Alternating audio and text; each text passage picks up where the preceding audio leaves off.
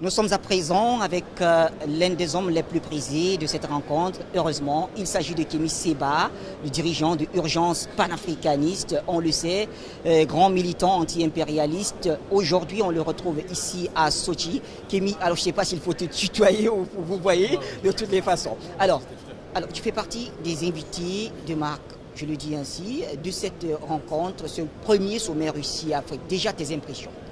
Mes impressions, c'est que tout ce qui peut nous permettre de sortir de l'escarcelle de l'Occident est positif. Lorsque nous venons en Russie, tout le monde sait que je travaille de manière rigoureuse avec les Russes comme avec d'autres pays anti-impérialistes qui luttent contre l'hégémonie occidentale dans le monde. Je travaille avec les Russes depuis maintenant environ 1 an et demi, pour ne pas dire plus. Et donc, on est dans cette démarche aujourd'hui de faire en sorte qu'il y ait un partenariat solide qui puisse se faire et une alternative crédible qui puisse se faire vis-à-vis de ce qui peut exister politiquement, économiquement avec l'Occident.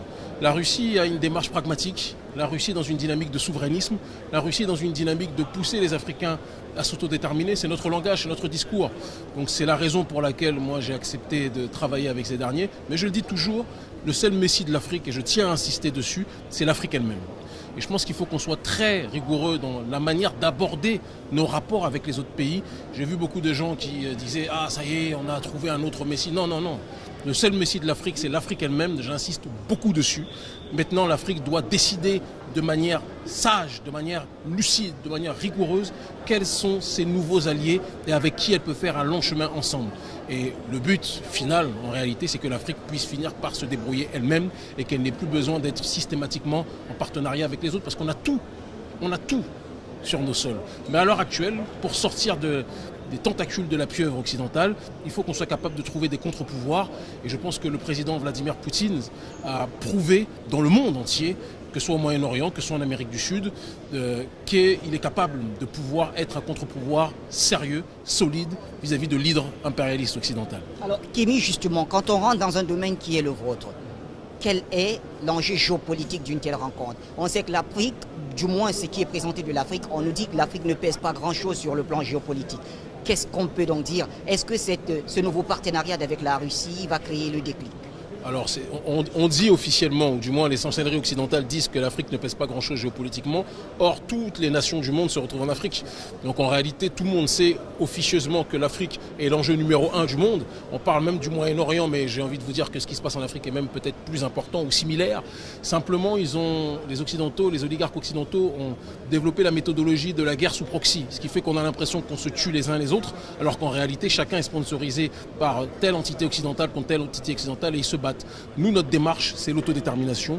Nous partons du principe, en nous inscrivant dans le paradigme historique, que l'Union soviétique, avant sous Khrouchtchev, a été capable de soutenir les mouvements d'autodétermination africains, même si ceux-ci ont été stoppés dans leur processus par l'effondrement du mur de Berlin et par le néocolonialisme qui, plus que jamais, a surgi.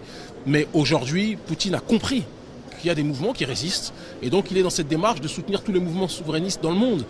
Donc il n'y a pas de tabou, il n'y a pas de secret dessus. Et nous, géopolitiquement, j'ai envie de vous dire que ce sommet est bon pour le grand public, mais la réalité des connexions géostratégiques avec la Russie se fait ailleurs. Elle se fait en dehors de ce forum. Aujourd'hui, c'est une vitrine officielle, mais le fond des choses se déroule depuis déjà un certain temps en réalité.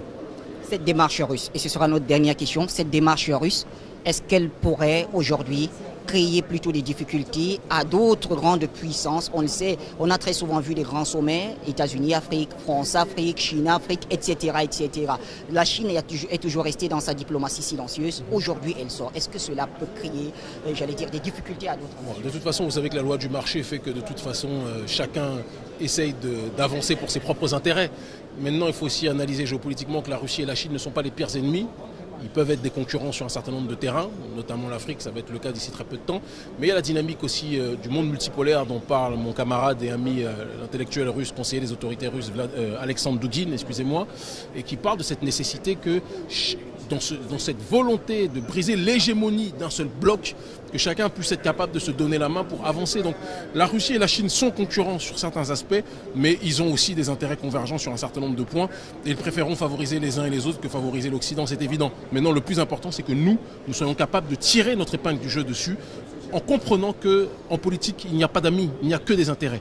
Donc je le redis, c'est important en guise de conclusion, Nous ne venons pas ici en Russie en pensant que les Russes sont nos messies parce qu'ils ne le seront jamais.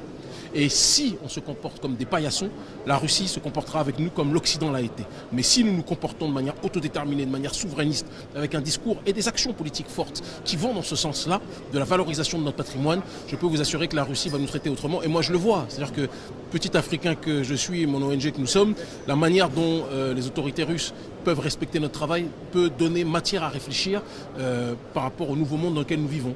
Aujourd'hui, on ne respecte que ceux qui se prennent en charge, pas les mendiants. Et c'est un langage et un message que j'adresse à toute la jeunesse africaine. Arrêtons d'attendre des autres ce que nous pouvons faire par nous-mêmes. Et il n'y a que là que nous serons respectés par les autres. Merci Kémy Séba.